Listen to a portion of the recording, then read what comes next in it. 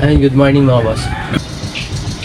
Ngayon pa lang talaga sila makakapagsimula kasi anong oras na na-deliver yung materialis natin sa hindi sa baba ng dike, hapon nang dinala. Ayun, sana medyo maaraw, kung dire-diretso sana yung araw, huwag na lang tayong maulanan mamaya. Yan, maganda yung manahing ngayon. Ayun, maaraw ngayon. Araw. Si Edwin nandyan na. Punta na muna tayo dun. Tingnan muna natin sila bago tayo pumasok. Ayan. Ingay nung motor. Ayan. Punta muna tayo dun mga boss. Ayan mga boss, nandito na tayo. Papasimula muna natin paasintahan yung yun dito paikot. Tas tsaka na lang sila gumawa ng forma pagka nasa tamang level na yung sintada natin. Tsaka pwede na nilang ituloy yung poste. Mapagawa na lang tayo ng benderan dun sa ilalim ng sampalok. Diyan na tayo lahat para makapagsimula na sila. Bab, CR Ken may CR yan Ken. 2 meters by 120. 120 2 meters. 120 by 2 meters.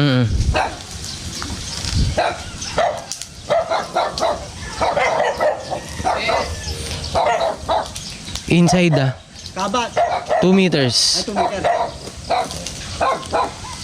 Sokda mo na 2 meters. Ano ko rin niya, hanggang ako rin. Patirado.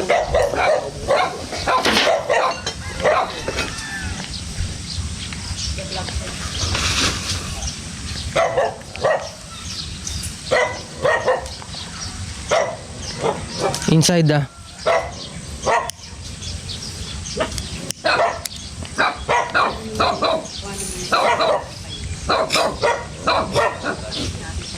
120. Inside rin.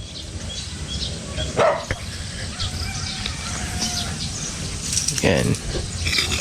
Yan. CR.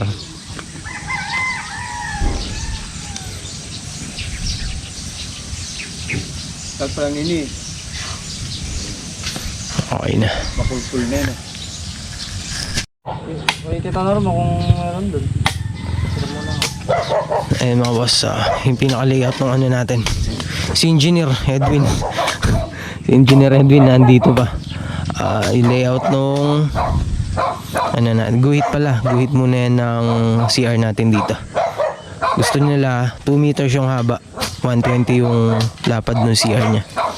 Asintahan na muna to bago ayusin yung mga poste.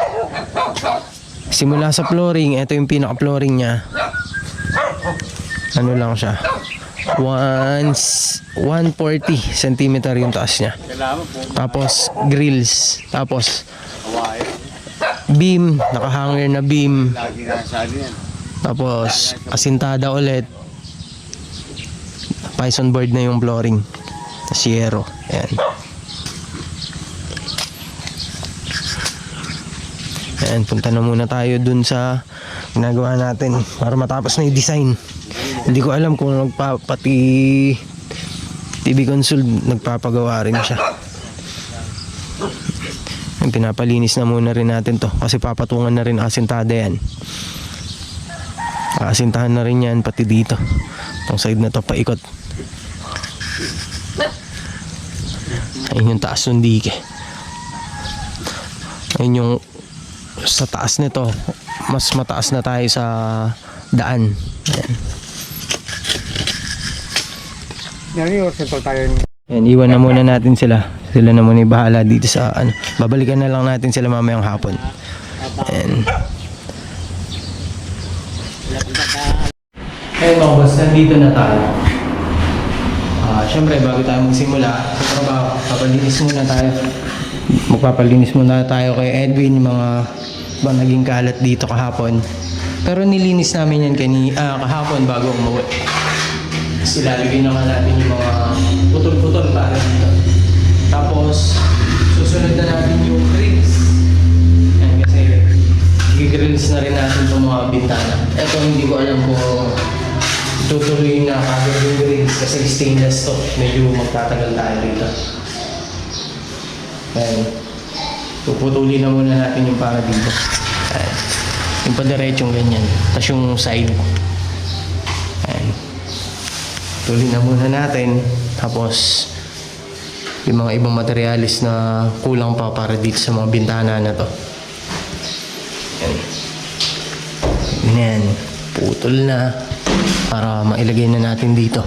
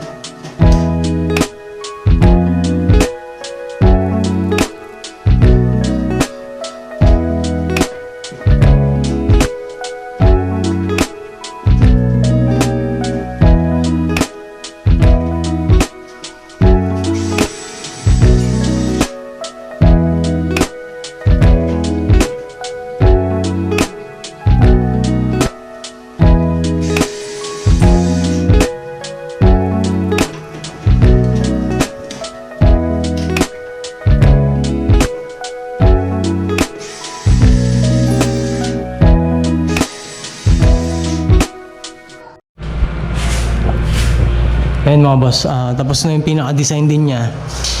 Hindi na natin tatanggalin to kasi yung pinsan ko magsisimula na rin siya magpipintura. Gagawin naman natin yung pinaka-grills dito sa dalawang bintana. Sisimulan na natin yun. Yun na muna yung gagawin natin. Let's go. Yun na muna natin. Pinapalinis ko lang ng konti yung mga pinagamitan na rivets. Ayan, yung pinaka ng rivets. Para hindi delikado sa paa pagka madaan ka. Gawin na muna natin yung grills. Grills naman tayo. Ayan mga boss, puputulan na muna natin para sa grills. Ito. Ayan. Ito yung mga gagawin natin design para sa grills. Para dito yan. Ayan, dyan na yan. Doon sa dalawa na to. Tapos niready na rin yung para sa pintura. Ayan, bumili na sila kanina. Para masimulan na yung pintura dito. Ayan mga boss, i-assemble na muna natin yung para sa yung sa bintana para dito. Yung grills. Assemble na muna natin.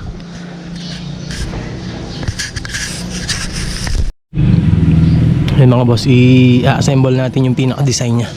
Ayan yung pwede na yan, grinderan mo na. Okay, sabay grind na ni Edwin para pag-assemble natin pwede na agad pinturahan.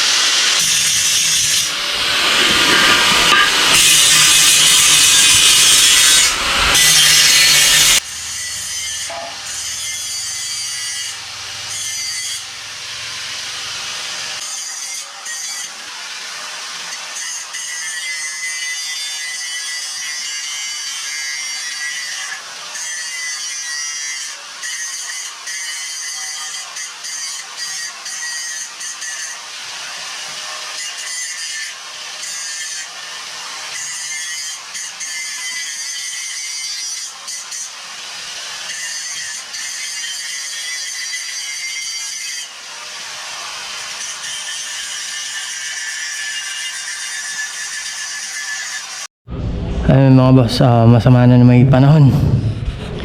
Kaya hindi pa tayo pwedeng magbasa kasi nga nag-welding tayo. Ayun yung isa ginagrind na ni Edwin. So ito yung isa.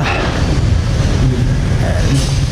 Yung isa, yung pinakapaganyan na lang niya ilalagay natin. Tapos yung mga bawat kanto naka-grind na. Yung mga maliliit na lang yung i-grind yan. Kailangan matapos na natin. Sumasama na yung panahon para matulungan na natin yung mga gumagawa dun. Kaya sila Tito Alan nga. Kasi kailangan matapos kaagad yun bago maging tag-ulan talaga. Ayan. Sama na yung panahon.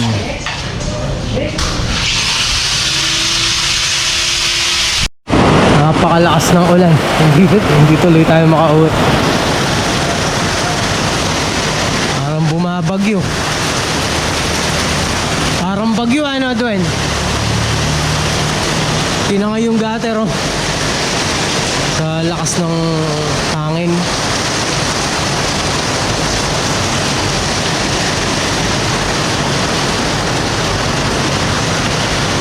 Halos simula kaninang tanghali puro welding na tayo.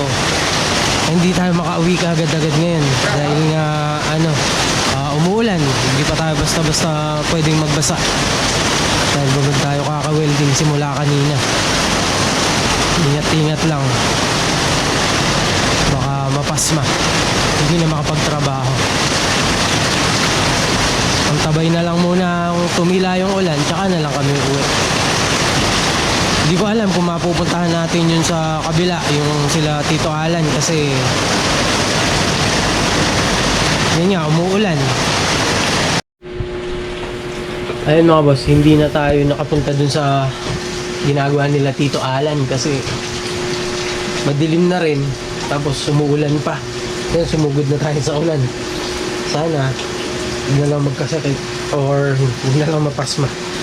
Kasi maghapon tayo, halos maghapon na tayo sa welding. Bukas na lang natin titingnan kung ano yung mga natapos nila. Bukas na maga, puntahan natin. Tapos tumawag na rin sa akin si Sir, yung nagpapa-tiles. Nagpapa-start na rin siya.